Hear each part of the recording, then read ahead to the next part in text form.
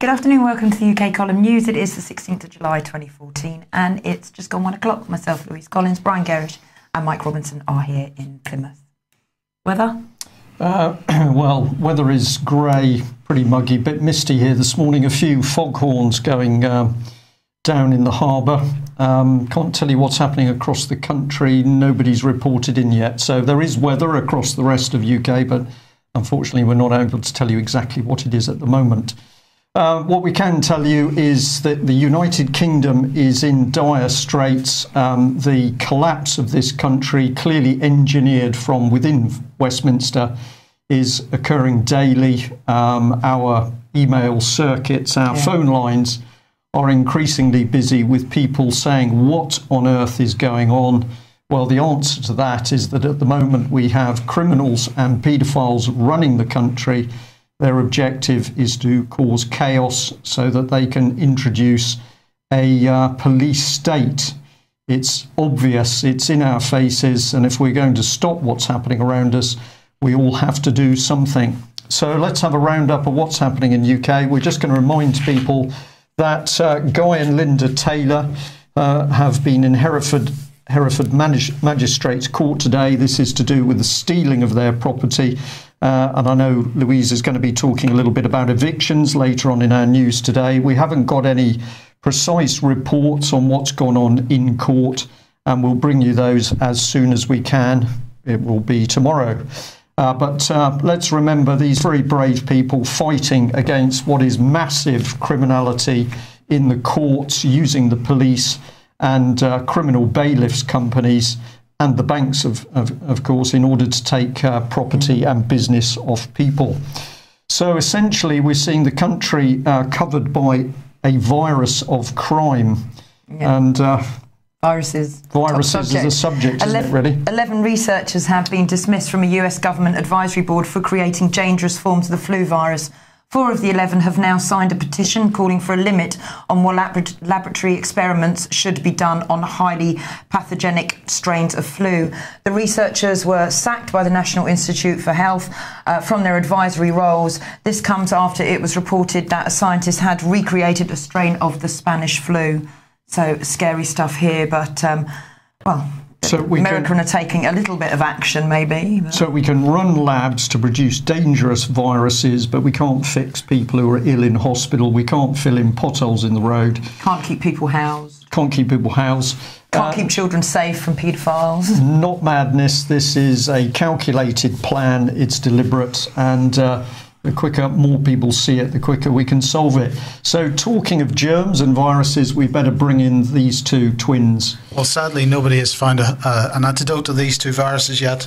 But as was expected, and we reported yesterday, the Data Retention and Investigatory Powers Bill was pushed through the Commons, and it was pushed through by a vote of 449 to 33.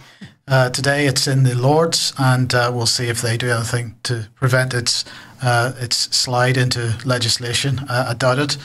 But if we just move to the next one, Brian, sorry. Of course, I just wanted to remind everybody that in April 2013, even the BBC was reporting that Nick Clegg was claiming that no one, or that this type of legislation would not go through under his watch. And I just want to thank the person who sent this to us. So he told his weekly LBC radio phone-in that, quote, what people have dubbed the Snoopers Charter is not going to happen. So Nick Clegg proving to be a liar once again, I suppose. Trained up by Leon Britton, so maybe there's a few questions to be asked there. But what a subject, that Britain's honourable men and women in Westminster should lie to us. Well, thank you very much to the person who flagged up what had been happening over in Europe. So let's have a look at what the Tories have to say about Europe. This is to do with Conservative MEPs. Here's the website. Conservatives in the European Parliament, Conservative MEPs protecting the pound, keeping Britain out of the euro. Let's see what comes up in their slideshow. Well, Conservative MEPs regaining British control of criminal justice.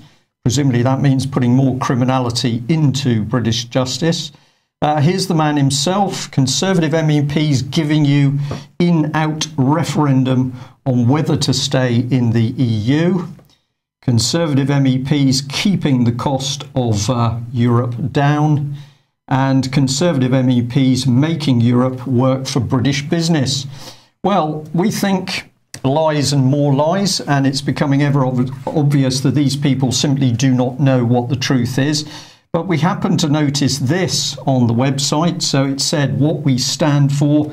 Conservative MEPs will support David Cameron in securing the 3 R's: reform of the European Union, renegotiation of our relationship with the EU, a referendum to let the British people decide in or out. And what's the interest? Well, thank you very much for the person who sent us this, tweeted by Roger Helmer at 11:29. He says Tory MEPs just voted against a referendum, against treaty reform, and against the proposition that the euro is inherently flawed. So we have David Cameron, of course, has been with the unruly, puerile MPs in Westminster, giving his talk at 12 o'clock, simply lie upon lie upon lie for the British public. And let's just focus on Mr. Helmer. Here he is. Well, thank you, Mr. Helmer, for putting that tweet across. But of course, this gentleman is disingenuous at best, because here he is absolutely supporting shale gas and singing the praises of Quadrilla, companies which are going to destroy the environmental fabric of this country. So it seems to us that what this man's agenda is, we don't know. What we do know is Conservatives in Westminster, complete liars. Sorry, I was distracted for a second there because we're getting some reports of the weather, and we've got everything from sunshine, rain, mist, etc. across the country. Well, perilous times in UK. Let's focus on this man, as always, Robert Greene, now held under house arrest in Warrington for 56 days on the order of not Westminster, but the Scottish junta of Alex Salmond, Chief Constable House, and Kenny McCaskill. Why are we interested in this? Well, there was a court case today in Aberdeen. In a rapid trial, the sheriff threw out Robert's challenge, which questioned whether the Scottish Government acted within the limits of its judicial capacity when he was arrested and held in prison with no proper representation and without being aware of the precise charges. A new trial is set for the 21st of January 2015. The charges against Robert are still unknown. However, the existing bail conditions that he must report to the police every day remain. And an interim hearing has been set for the 15th of December 2014. Robert doesn't have to attend. Well, why would anybody want Robert to attend? The purpose of this hearing is not known.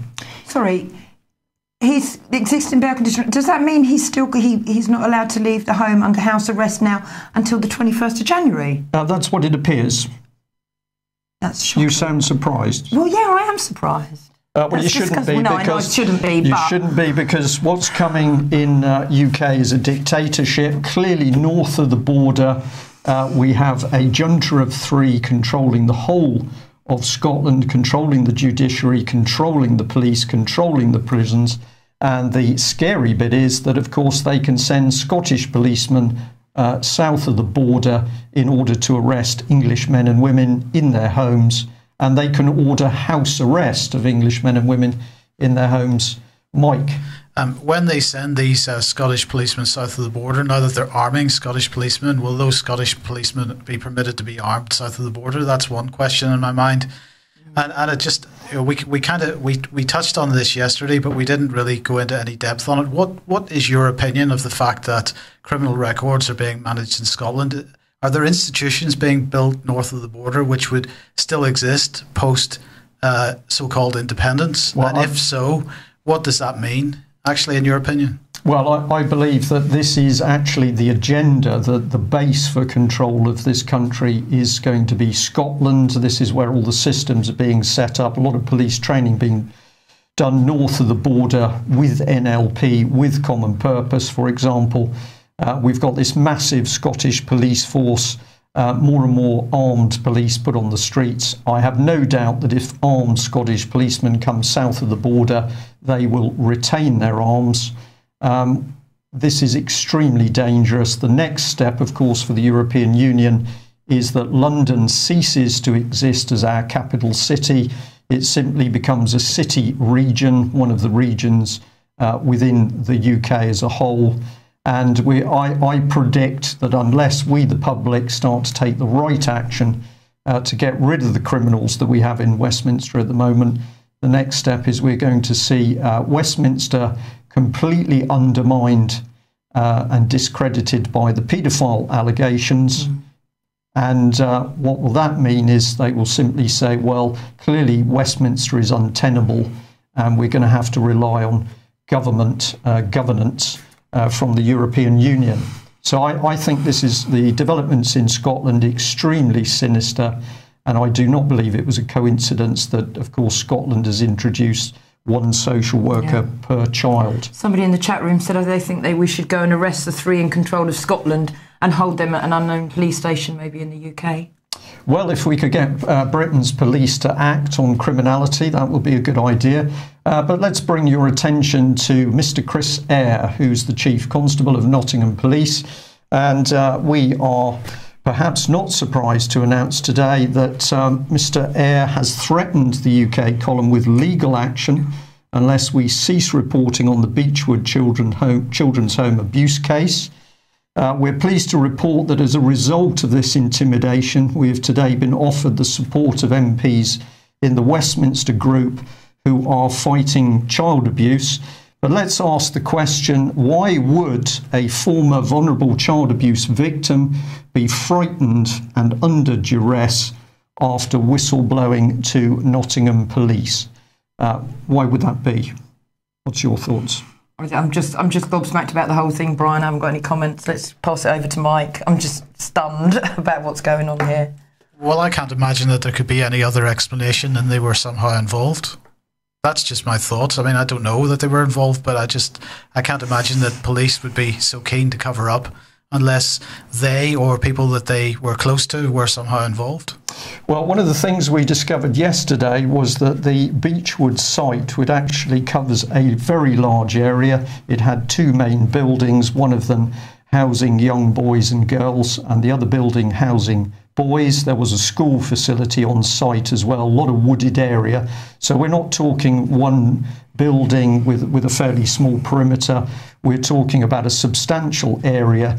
It's clear from the information that we've had that no full police forensic investigation with result of the accusations of murder have been carried out at Beechwood Home. And we were told from a very good source yesterday that the properties have already been sold by Nottingham City Council and Nottingham County Council. So the police supposed Nottingham Police investigation into child abuse pertaining to over 100 victims at Beechwood, still not completed, but with massive haste and desperation, the local council selling off the property. So if we remember, we were approached by this very, very frightened and vulnerable victim. Why did they come to us? Because they were worried that not only were the police not doing their job in Nottingham, that they were concerned that they would be bullied and intimidated by Nottinghamshire police. We'll keep you posted on further developments, but of course, can we trust Britain's police to do their jobs? We think the answer is no. And this is another man who thinks that's the case. We covered this yesterday, but let's remind ourselves, this is brave Nottingham MP John Mann, and he is the person who's been saying that Nottinghamshire County Council has been routinely destroying files into child sex abuse. 6 constituents have come to him over the past year claiming they were abused, and when he looked into the cases, he was told by the council, oh dear, we just happen to have destroyed the records. But it gets worse across the country. Indeed, it does. OK, I've covered this guy, Charles Napier, in the past, but what I didn't know was John Whittingdale, who's a Conservative MP for Malden and an OBE honoree. his brother is actually Charles Napier. Napier, who was featured in a Mirror article back in 2012 over his links to paedophile Peter Wrighton and to the Paedophile Information Exchange. Wrighton, who was the founder of Pi, and Napier was the treasurer for Pi. Back in 1972, Napier was found to have indecently assaulted pupils at a school in Surrey where he'd been working.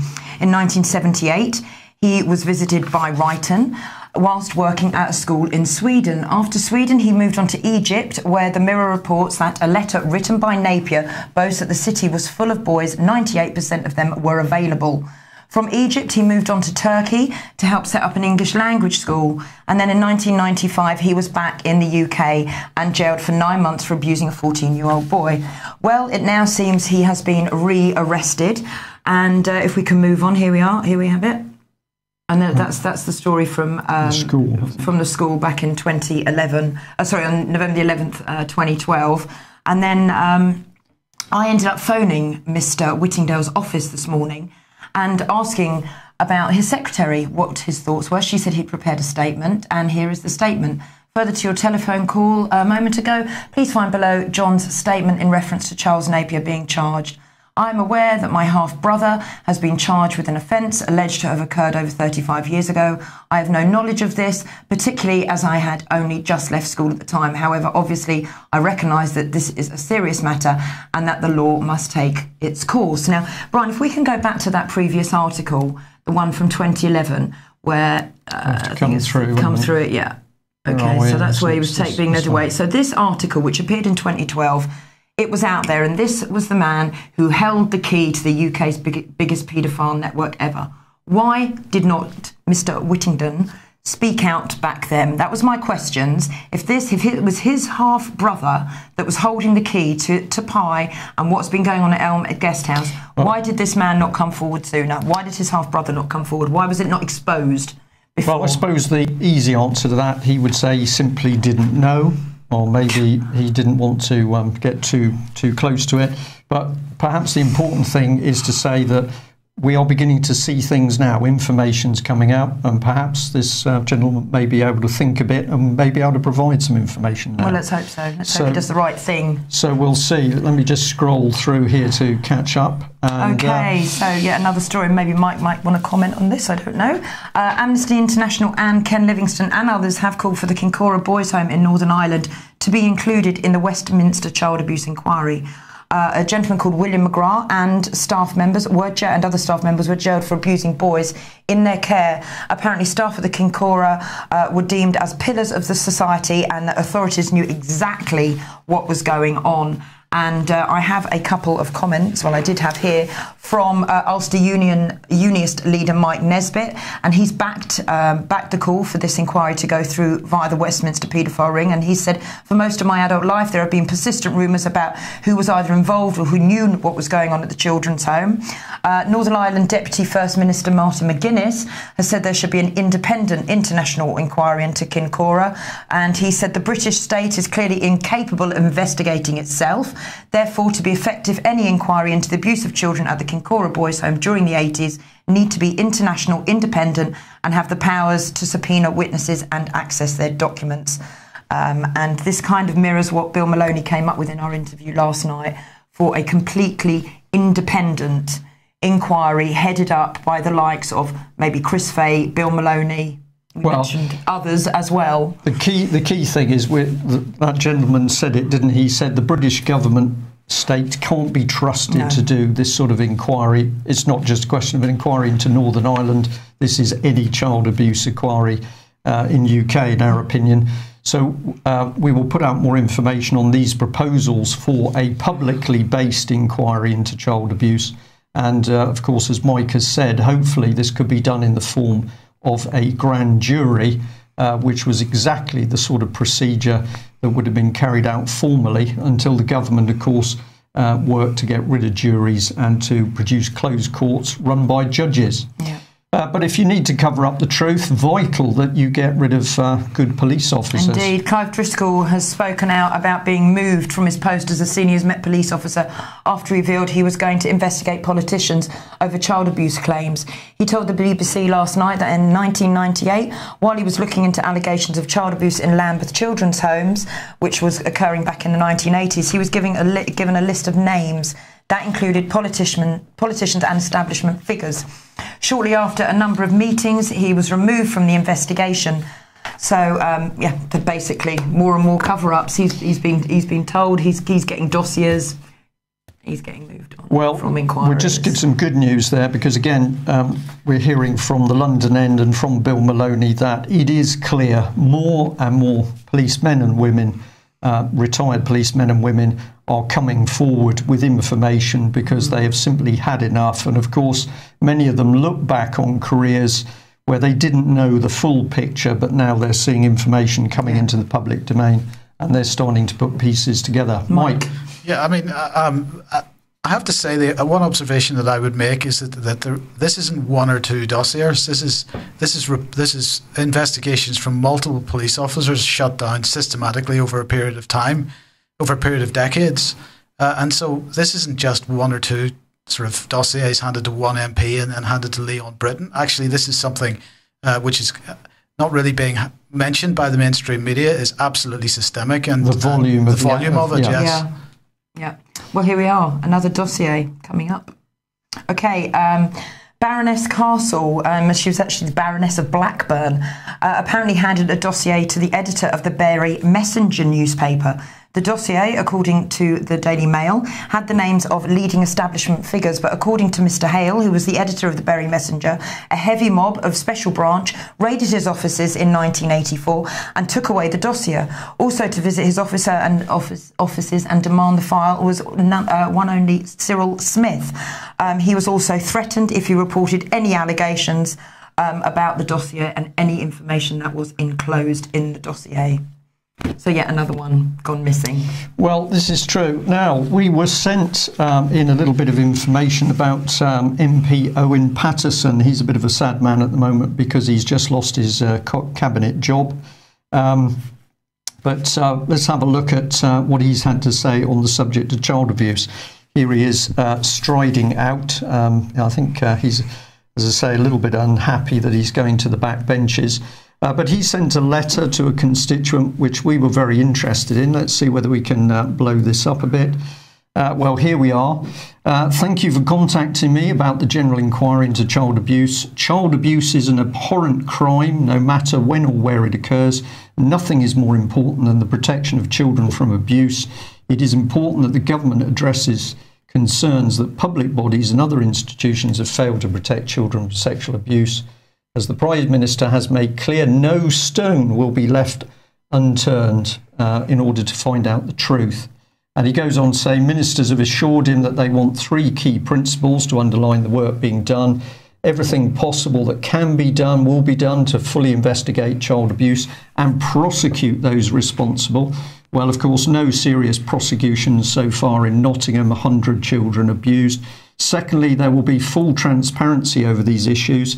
That's presumably for the documents that haven't been destroyed or water damaged. And thirdly, whatever is shown that individuals and institutions have failed to protect children, these failures will be exposed and lessons will be learned. Well, that's waffle. That just means that we're going to have lessons learned. We're not going to put people in jail. We just like to point out that this MP was alerted to the Holly Gregg abuse, but we don't think he actually did anything. We've talked to his office this morning, but really they weren't too interested in child abuse because they said, my goodness, the publicity around the loss of his cabinet post is really the important thing. Can I just ask you quickly, people in the chat room are asking about a prisoner number for Melanie. Do we have one? Well, I was going to mention that at the end, but I'll say, since you brought it up, no, okay, that's all right, that we spent we spent many occasions yesterday trying to get through to Peterborough Prison. We were unable to speak to a human operator. So we did then phone Sodexo, which is the private company with 500,000 employees worldwide that runs the prison. We couldn't speak to the chief executive, but we did get a call back from a very senior gentleman who wasn't sure what a prisoner number was, and he wasn't sure why we'd be concerned that we couldn't get through to anybody in the prison. And he did get really quite aggressive, and he did promise that somebody from Peterborough Prison would call the UK column at 10 o'clock this morning. I can tell you that, not surprisingly, nobody from Peterborough Prison has called us, and we are still unable to get through to the prison to ask what Melanie's prison number is. And Sodexo, very big, powerful company that specialises in running prisons, the Australian gentleman who spoke to me seemed to think that when I was asking for a prisoner's number, I was trying to get their private telephone number. And he said to me, "You don't seriously think you can telephone prisoners, do you?" So I said, well, actually, I was trying to get their prison number. But he was Australian. I'm sorry if there's any Australian viewers. This man was clearly struggling in the mental acumen department. We'll keep you posted on that. Well, here he is, a brilliant man, Barry Trower. Former guest. We've had him on the UK column, an expert on all things to do with microwaves and the danger to police men and women from the Tetra system. He has been talking to the Western Morning News, and he says that he's contributed to the missing paedophile dossier by handing over names of VIPs and MPs who were coercing teenage rent boys behind bars. And he was working in Wormwood Scrubs in the educational department in the 1960s and 70s, and he says he was recruited by MI5 whilst he was there to report on senior politicians and high-ranking civil servants who were actually coming into Wormwood Scrubs to recruit sexual partners with young inmates. So we're going to say, well done, Mr. Trower. This is exactly what we need, good people coming out of the woodwork. Police making some arrests, Mike. Yes, 660 suspected paedophiles arrested, according to the mainstream media today. And really, the point I wanted to make about this is that it has many parallels with Operation Ore. So Operation Ore took place, when was it? 20 years ago now, something like that. And many people had their doors kicked in, arrested on the basis of a list sent by the FBI. Now, of course, there were some very senior names on that list. Some of the names on that list may well be some of the people that we are talking about today. So this all could have been dealt with 20 years ago, but Tony Blair's government decided that that was not appropriate. I wonder why. So what they did was that they started arresting people who were known to be innocent on bogus charges in order to discredit the whole inquiry, the whole operation.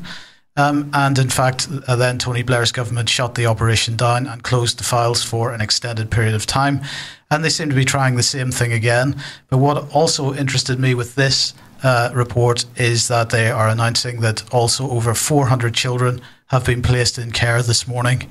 And bearing in mind how we in particular and many others, including Bill Maloney, have been demonstrating time and again how the care system itself has been used to systematically abuse children.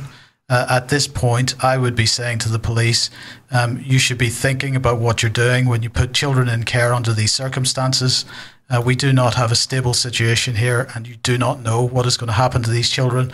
We know how many tens of thousands of children have disappeared out of the care system, just disappeared into the system and not been tracked, and we don't really know what's happened to them.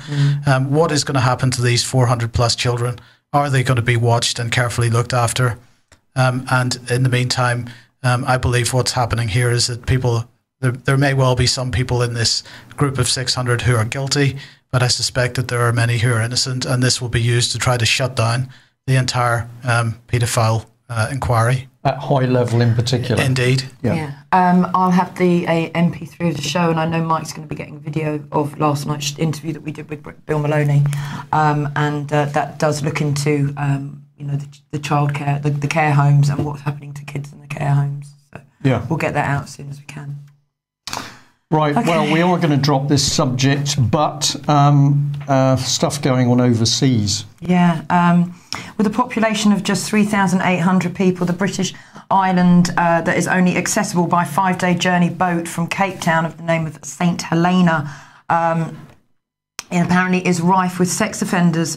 The Lucy Faithfull Foundation, which have been working with health workers on the island, have been told that sexual violence and brutality were endemic and that a culture of acceptance to sexualisation of children existed on the island. Is this a story to help take the heat off what's happening in Britain? Quite maybe possibly. I'm not sure what we think of the Lucy Faithfull Foundation. No, we don't trust the Lucy Faithfull Foundation, that's for sure. But the British government has invested $250 million into building an airport on St Helena, and it's due to open in 2016 in the hope the holiday makers will visit, allowing handouts from UK taxpayers to stop.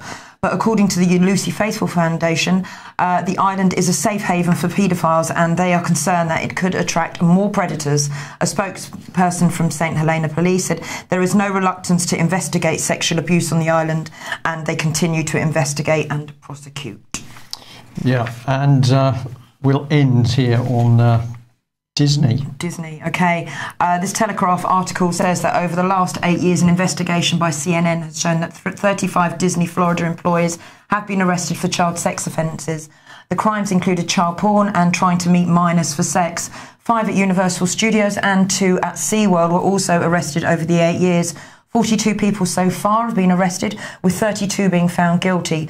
All 3 venues have said that their policies and procedures are now in place, along with thorough vetting and background checks. Okay, so that's some of the main headlines on the subject of child abuse. I'm just going to flag up here. I don't know whether Mike might like to comment on this one, catching him by surprise here, but the subject of Obama is very big in America. This is Renew America here pointing out very dangerous things happening inside the country.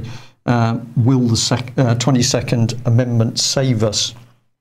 Don't know whether you'd like to add anything on that, Mike, after comments from yesterday. I've no idea what this is about. Okay, well, we're going to say to people, go and have a look at the sites here where other Americans are warning about the dangerous behaviour of Obama in government. Are they suggesting he's going to attempt to stay on after the next election? That's what they're hinting at. Yeah. Wow. It won't.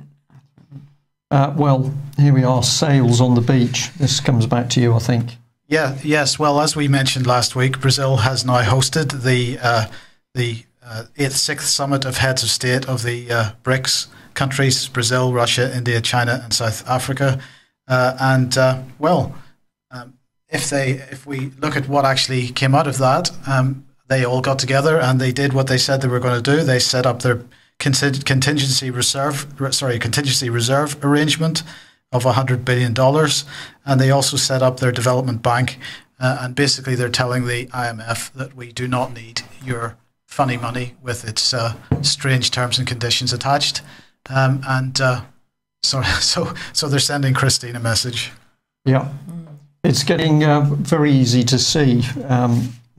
I was going to say battle lines are being drawn. Probably I'm not too far off the mark. Well, sadly, I think you're probably not. And obviously, Russia already a target for potential military action, but we'll see. And the other piece of news, as we've also been reporting, is that bail-in is the policy and has been for many years. And now Wall Street Journal pointing out that Germany is to force creditors to prop up struggling banks by as early as next year, and this is a year earlier than was originally proposed. If we if you just move on one there, Brian, please. I just want to point everybody at this article on the International Man website called Robbing Peter. If you just have a hunt for that on your favourite search engine, I'm sure you'll find it.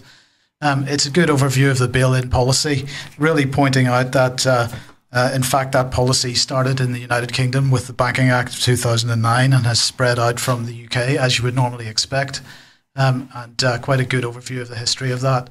So do have a look at that one. I'll just read out that quote there. The way to crush the bourgeoisie is to grind them between the millstones of taxation and inflation.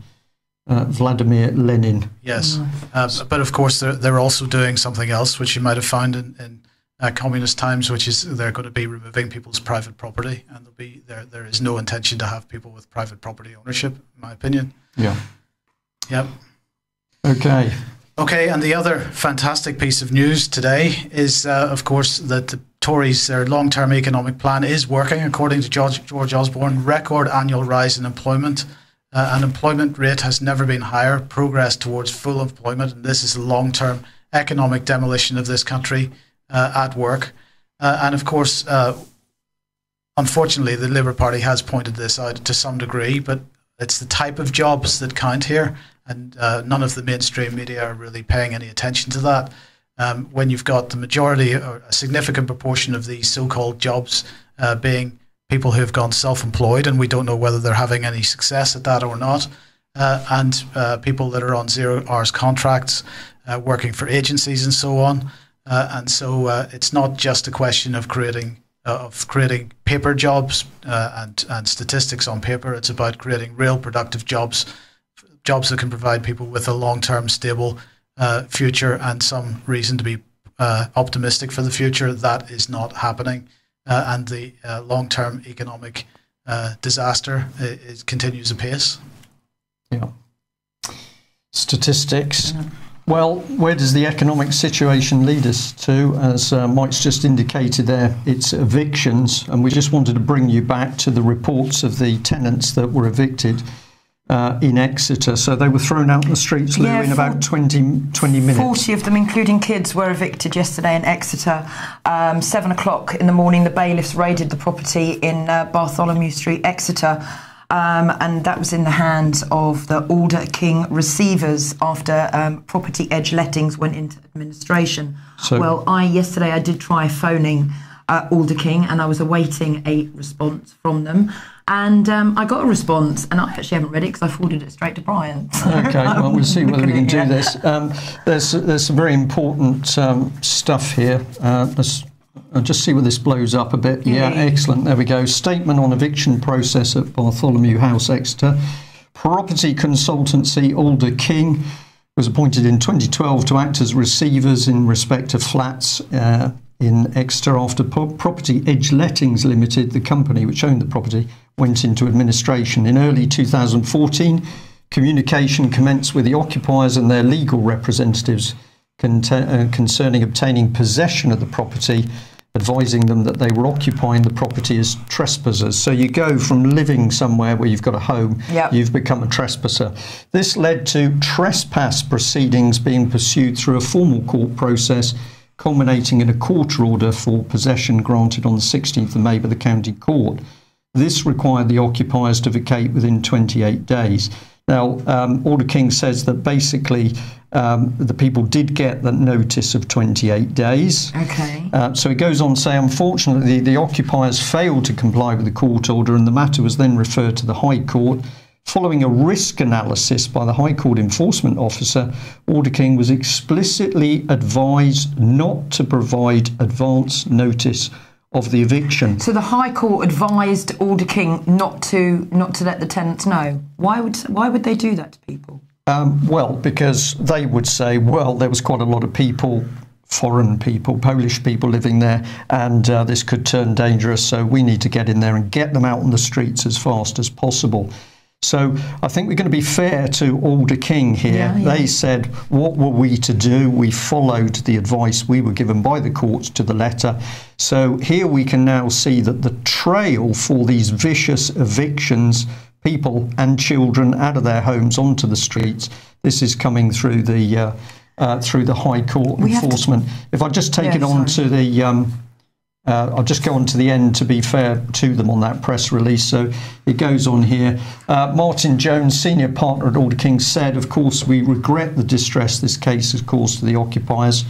However, we have strictly followed the proper legal process and complied at all times with court procedures and advice that's clearly been a very difficult situation. So we talked to this company this morning. I have to say that in comparison to Sodexo, we got a very polite, concerned response.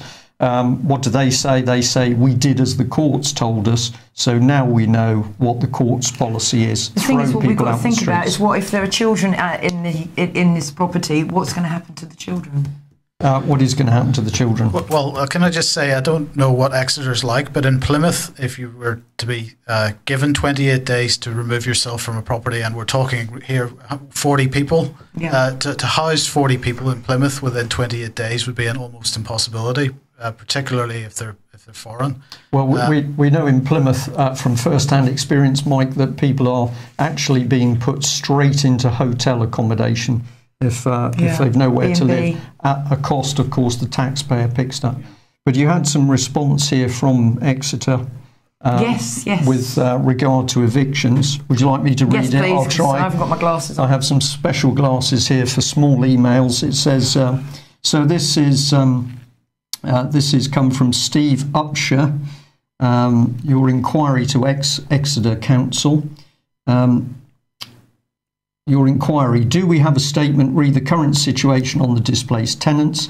Our response, update regarding the households displaced by the eviction of the St Bartholomew Street. Last night we accommodated one family. A second household has approached for accommodation this morning. We were expecting more people to approach today as the reality of staying on friends' floors becomes difficult. We have liaised with local landlords and have had some offers of accommodation for the people affected. We are now working to match clients with vacancies. We're able to assist with deposits for clients affected and assist in negotiations with future landlords. Most of the residents have their basic possessions in terms of clothes and toiletries and have been given a contact number to arrange access for the rest of their belongings. Sanctuary supported living are available to offer support for clients affected.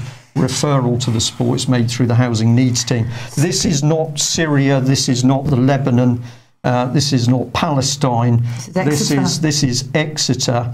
People thrown on the streets. Well, that house is just standing empty, and there are people standing on the streets. Well, you mustn't trespass, though. But, of course, the British government's done it, and you've got a report from Bournemouth. OK, an 84-year-old man and his 75-year-old, I'm not sure it's his wife or just his partner, from Bournemouth, have been photographed sleeping rough on Bournemouth seafront. Apparently, the couple did not want their benefits paid into a bank account, as they couldn't use the internet banking, and they didn't want to use debit or credit cards, and they didn't have any. Bournemouth Council have supposedly offered them emergency accommodation, but it was refused, and they are now urging the couple to recontact the council so they can be rehomed. But it's had to come to this, that they didn't want their benefits paid in, therefore they've lost their home. Now they're homeless, not knowing what to do, and it's probably very frightening for them to go and have to be rehomed and everything else. So, well, that's the technique, isn't it? Shocking. So welcome to King Cameron's Britain. He's very happy with his chum George Osborne to be drinking the champagne, having the good time with the girls, but ordinary people are going to be pushed on the streets. Having their 11% pay rise, having their expenses paid and their second homes. Mike, nice. Gaza. Yes, what can we say about this? 225,000 Gazans ordered to evacuate their homes. I've just got one question here, right? Where are they supposed to go? Right, Gaza is not a large piece of land. Israel intends to bomb it to hell. And where are these people supposed to go? The border is closed in just about every direction. So this is not really much of a piece of advice from the Israeli government, is it? No, and of course we got silence from the British government, particularly the Conservative Party, where over 82% of British Conservative MPs are members of the elite Friends of Israel club. So we have a complete split of interests, or actually we don't have a split of interests. We have the majority of Conservative MPs clearly aligned to Israeli foreign policy, and they're not going to be particularly interested in any evacuations of Gaza. I think we ought to do some more in-depth analysis of this, Mike. And clearly, I think some of this seems to have been slipped in under the smokescreen of troubles in other countries, whether it's Obama, impeachment for Obama, or it's paedophile rings in Britain. But it seems to have just come out of nowhere, this attack. We are going to be doing some more in-depth analysis of this, and in fact tomorrow afternoon we're going to be doing an interview with Pat, because Patrick's in the United States at the moment, and his time zones are not most productive in terms of getting on this programme live. We're going You mean he doesn't get out of his bed too early in the morning? Is what you really mean? That's basically it. I mean, Pete Santilli seems to be able to do it from time to time, but Patrick seems a bit unwilling. So anyway, we've agreed that we'll do a pre-record tomorrow afternoon, and we're going to cover this subject and also the immigration issue, the border issue in the United States tomorrow afternoon, and hopefully we'll bring that to you on Friday morning or Friday lunchtime for the lunchtime news on Friday. Excellent. And then just a quick throwaway comment. The number 7 seems to be really important these days. Christine Lagarde certainly thinks it is, but I see that Syria, another 7 years of Assad, well, we'll see what happens next, but he certainly has had his mandate. Whether that's recognised by the international community, well, I think that's a bit of a rhetorical question, isn't it? Yes. Yeah. Okay, well, we're going to end on the subject of this immensely brave lady, and a big plea from the UK column. If you can you please write a letter of support or send a card to Melanie Shaw, HM Prison, Peterborough, Seville Road, Westwood, Peterborough, P3 7PD. As I've explained, we couldn't get through to this Sodexo managed prison. So we're unable to give you a prisoner number at the moment.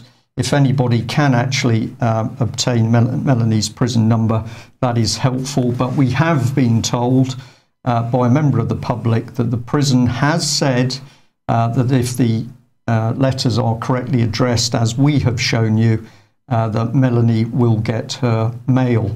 So here is a child abuse victim. Where is she? Is she being looked after? Is she being loved and protected? No, she's banged up in prison. What more can we say about Britain in 2014? Personally, I'm ashamed of my country at the moment, and I hope that all our viewers and listeners are going to stay with the UK column, because we really need to do something to sort out the criminal paedophile elite that have installed themselves in Parliament. And just to remind everyone, Friday, Westminster Child Abuse Rally, 10:30 at Nelson's Column or 11 o'clock outside the Houses of Parliament. A quiet, friendly, informative day, handing out leaflets. And I know Brenda Mumsey will be very grateful of the support. And of course, we're going to attempt to have a live report from you, right? We're going to attempt to, yes. Yes. Brilliant. Okay, well, thanks very much for joining us. We'll be back same time tomorrow. Bye-bye. Bye.